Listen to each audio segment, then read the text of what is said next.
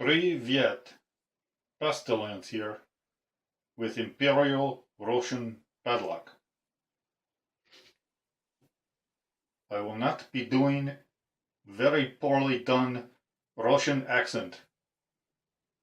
Okay, so here are my mini bronze, mini, not many, but well, many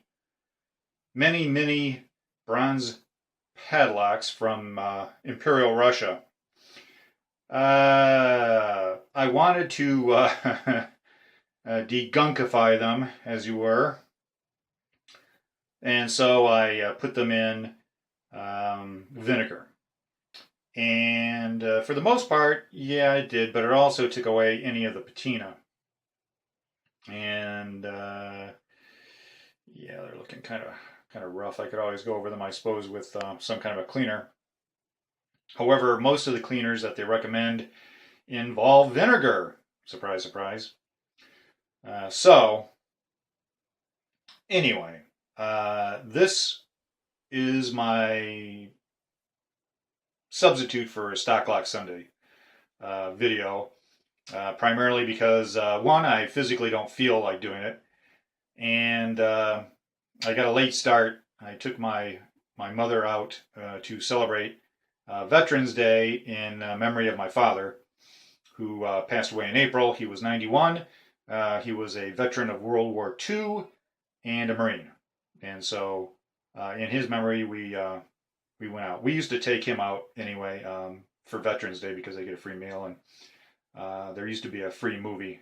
Anyway, so this is the first one. And it is, like I said, from Imperial Russia. It was made from between 1800 and 1850. It was made by Ivan in Shilkov, or if you prefer, Ivan. And that is down here. Let's see if it shows up. And so that is the first one. Okay, the second one, where to put my notes here. See, I've even got how to say hello in Russian. Isn't that nice? I made these sheets up so I could, well, I've got it on my computer so I keep track of all my padlocks that I buy. And the second one is, once again, oh, I'm not going to keep saying it, but they're all from Imperial Russia from that period of time.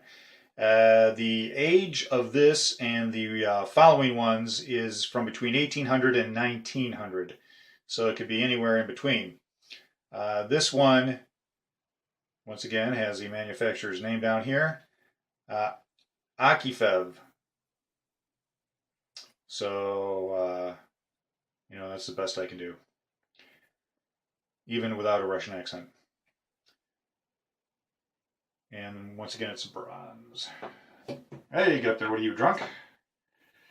Come on. There we go. And actually, if you can see inside the keyway, that's how it looks now. And the picture of it, which is the picture that they had on, I think I bought these from Etsy. You can see that there is some stuff in there. So all was not in vain. Some of these others, unfortunately, they did not open up, and yeah, they don't look as good without the patina, and I don't know what exactly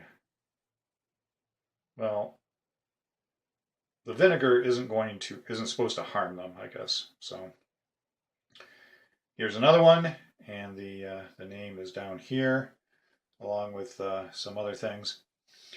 And this one was made by F.M. Veryapayev.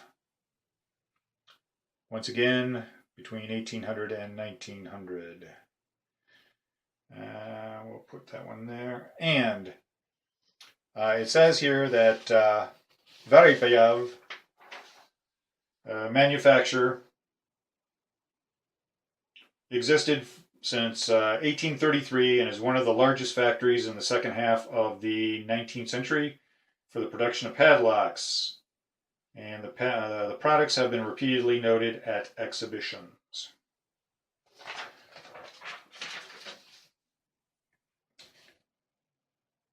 Okay. The third one, I did find that some of that stuff was in there packed in there pretty bad, and it didn't want to come out, so I didn't want to risk breaking off the pin. And this one does not have a manufacturer's name on it, so I don't know who made it. But once again, the same time period as the others. Here is another one with the name down here.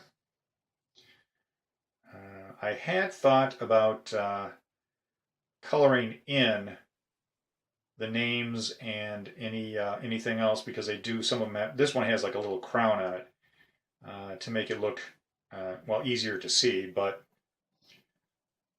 sometimes you're better left not doing anything. So there's that one. And that one was manufactured by Mikhail Ryzhenkov. And there's Mikhail Ryzhenkov.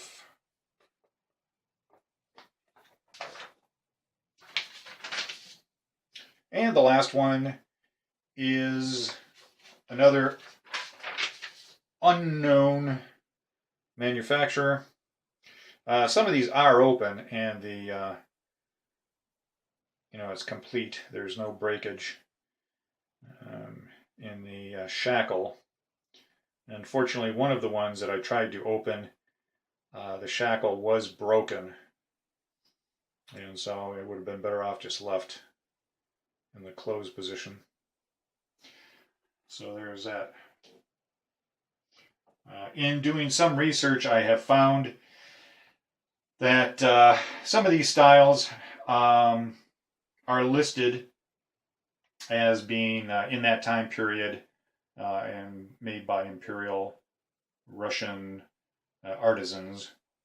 So that's nice to know. I will say in this video that my attempt to stop the rusting on my Viking padlock,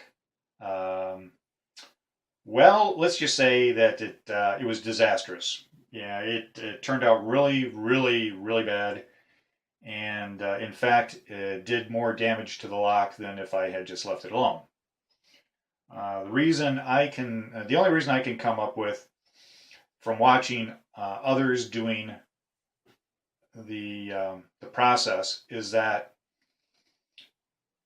you need a base underneath the rust. And so if you've got thin sheets of metal that are rusted, what happens is that it doesn't stabilize it. There's a certain amount of rust that you lose. And I've seen two different methods.